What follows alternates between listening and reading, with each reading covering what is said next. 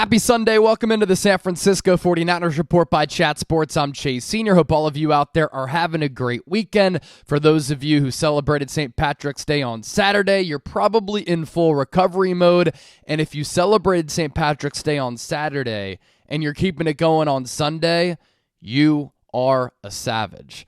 A lot to get to here on the show as the 49ers sign a linebacker and special teams ace, and also is San Francisco targeting an all-pro safety in Justin Simmons to replace Talanoa Hufanga. Haven't had an opportunity to talk about that developing story yet here on the show, so definitely want to touch on that. Make sure you subscribe to the channel, by the way, for daily, year-round, informative, insightful, thought-provoking content on the San Francisco 49ers.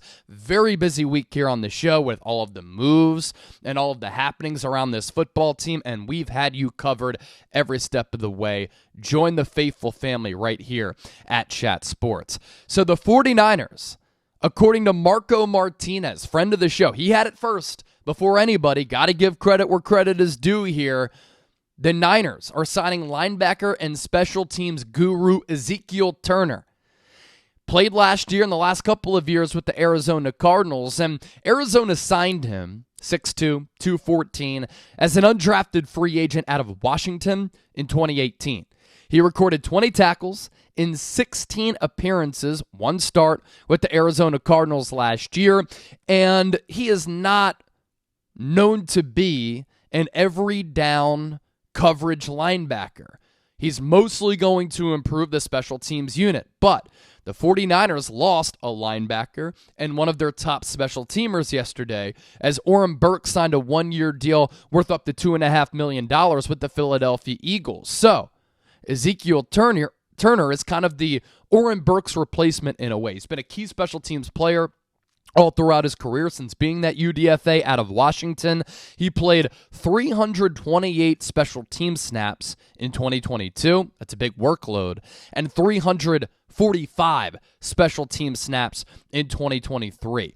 For comparison, Oren Burks started 8 games for San Francisco during the past 2 years. He played a career-high 34% of defensive snaps last year and 75% of special team snaps with San Francisco. So that's a pretty important player, a pretty important role that the Niners are losing in Oren Burks, and they're replacing him with the player in Ezekiel Turner, who is obviously going to have special teams possibilities and opportunities, but he could be one of your backup linebackers as well.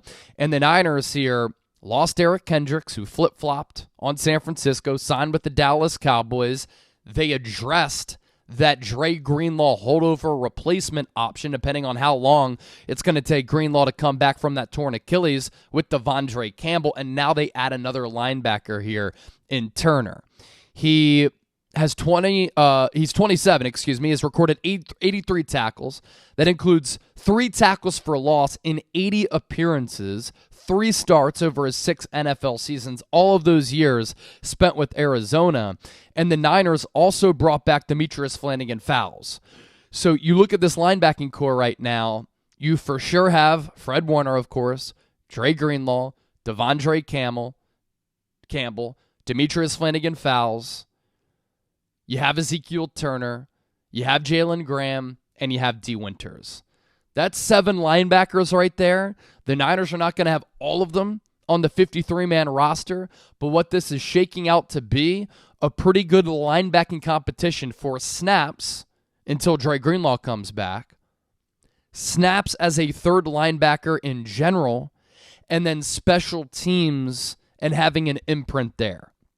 So Ezekiel Turner to the Niners on a 1-year deal.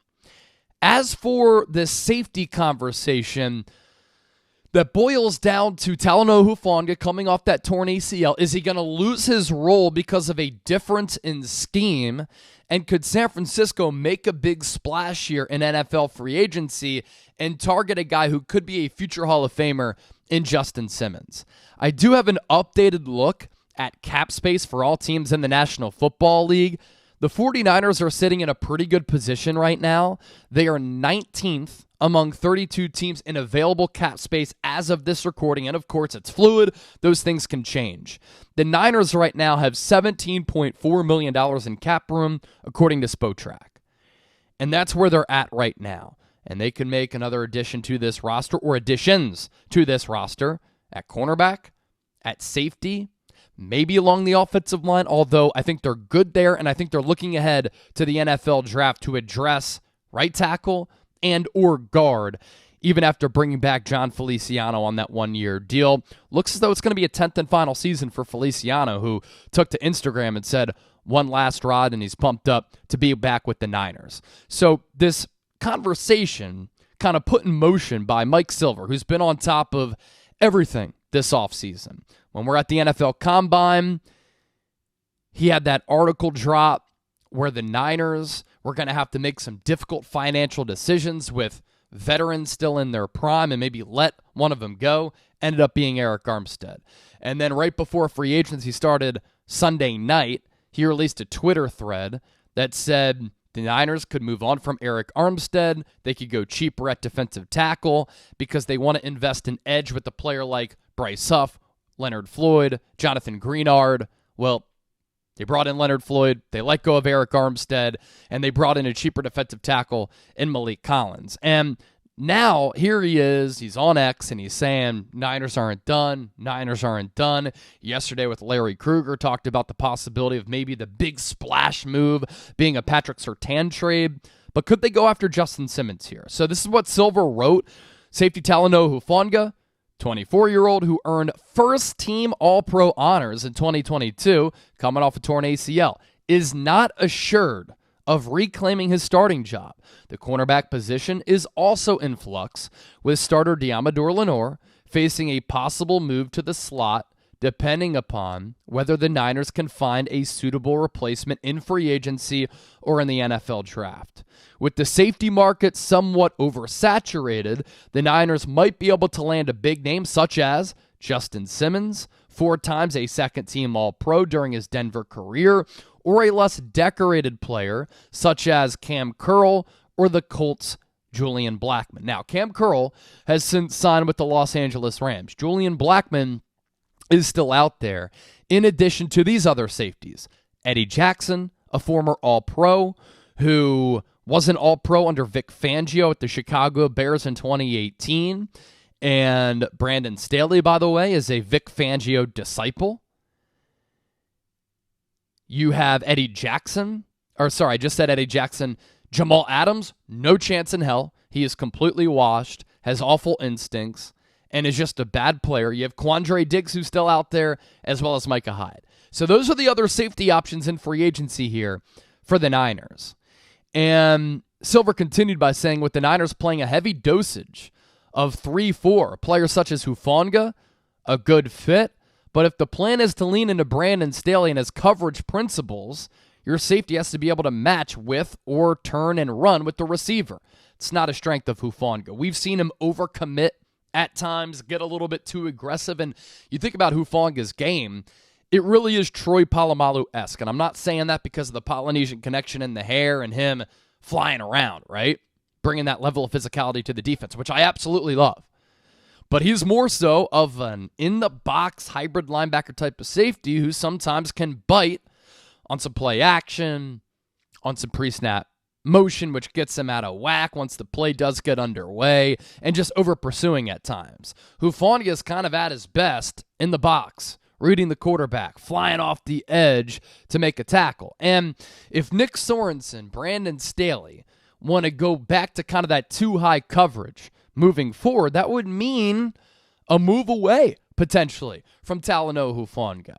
And Justin Simmons, he's a prototypical too-high safety with some great ball skills, great instincts. He is a ball hawk. Since coming into the league in 2016, he leads the NFL in interceptions with 30 of them.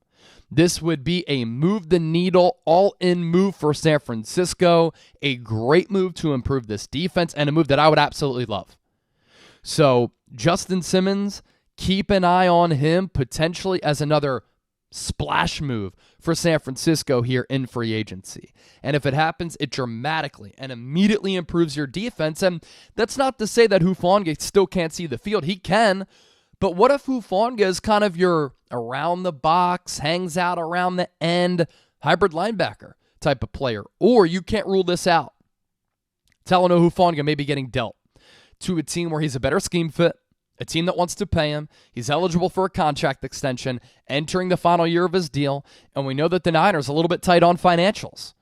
They could elect not to give Hufanga a contract extension. They could dangle him out there as trade bait and say, look, this guy was an all-pro, first-team all-pro, his second year. He just doesn't fit with what we want to do.